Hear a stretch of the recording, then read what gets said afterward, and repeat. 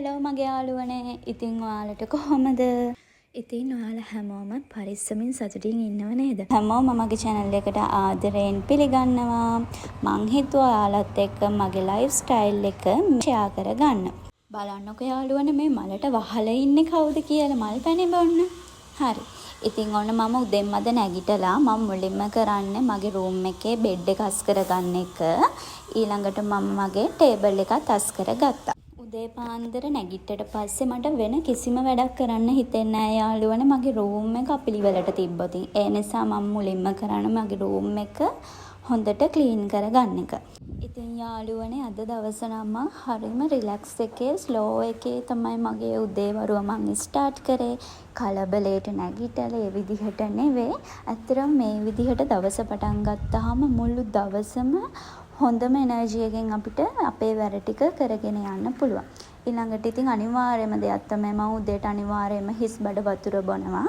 ඊළඟට ඉතින් මං කරන්නේ මගේ තියෙන රෙදි ටිකත් හොදගෙන හොඳ වොෂ් එකක් දාගන්න. මම සාමාන්‍යයෙන් දවස ගානේ මැදුම් හොදන කෙනෙක් අඳින ඇඳුම. මොකද මට රෙදි ගොඩවල් ගහගෙන ඉන්න පුරුද්දක් නැහැ. ඒක මට ඇත්තටම අප්පිරියයි. ඒ නිසා මම එදිනෙදා ඇඳුම් එදිනෙදාම හොදනවා. ඊළඟට ඉතින් මම ඔන්න හොඳ වොෂ් එකකුත් දාගෙන ඇවිල්ලා එදා දවසට ලස්සනට රෙඩි වුණා. ඊළඟට මං කරන්නේ ග්‍රැටිටියුඩ්. ඉතින් යාළුවනේ මට කියලා ලොකු දේවල් නැහැ මේ ජීවිතේ. හැබැයි මට තියෙන හැම දවසකටම මං තෑන්ක්ස් කරනවා අලුත් නැවුම් දවසට. මොකද මට වැඩ ටික කරගන්න අලුත් දවසක් ආරම්භ කළ දුන්නා. ගොඩක් අය හිතනව නේද Tamanට thank you කියන්න කිසිම දෙයක් නැහැ කියලා. ඇත්තට මේක බොරුවක්. මොකද මේ වෙලාවෙත් මිනිස්සු මැරෙනවා. හැබැයි ඔයාට ඔයාගේ ජීවිතේ ඉතුරු වෙලා තියෙන අලුත් දවසකට ඔයාට අලුත් දවසක් ආරම්භ වෙලා තියෙනවා. ඒ වගේම ඔයාට ඉන්න තැනක් තියෙනවා. ඔයාට බොන්න වතුර ටිකක් තියෙනවා. ඉතින් ඒ වගේ පුංචි දේවල් 5කට අඩුම තරමේ ඔයාලා උදේට අනිවාර්යයෙන්ම තෑන්ක්ස් කරන්න පුරුදු වෙන්න.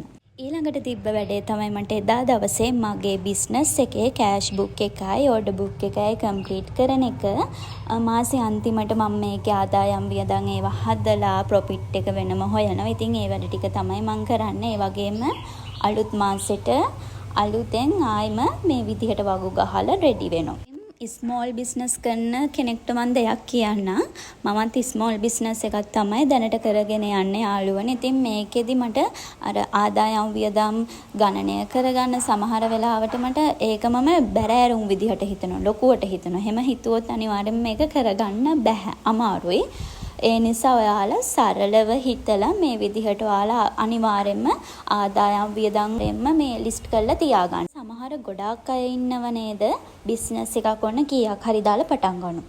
ඊට පස්සේ ඉතින් එයාලා කරන්නේ ඒ බිස්නස් එකෙන් හම්බෙන يعني මුළු ගානම යාළුවගේ වියදම් වලට පියව ගන්න ගත්තට පස්සේ ඊළඟට ඔයාලට බිස්නස් එක කන්ටිනියු කරගෙන යන්න අතේ කීයක්වත් නැහැ. ඒ නිසා ඒ වගේ දේවලුත් කරන්න එපා.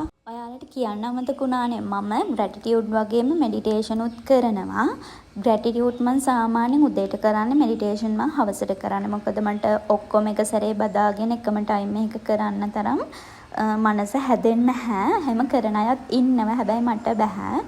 ඒ නිසා මම ඒ විදිහට තමයි කරන්නේ. ඉතින් ඊළඟට මම කරන්නේ මගේ to do list එකේ එදා දවස් තියෙන වැඩ ටික මම ලියා ගන්නවා මේ වගේ පොඩි පොතක.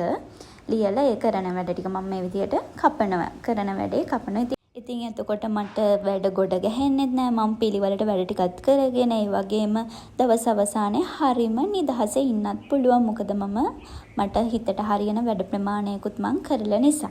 ඉතින් මං හිතනවා ඔයාලට මේ vlog එක ඔයාලා enjoy කරන්න ඇති කියලා. එහෙම කරා නම් මාව අනිවාර්යයෙන්ම subscribe කරගෙන යන්න. ඔයාලා හැමෝම සතුටින් පරිස්සමින් ඉන්න. අතට ගිහින් එන්නම්. bye bye.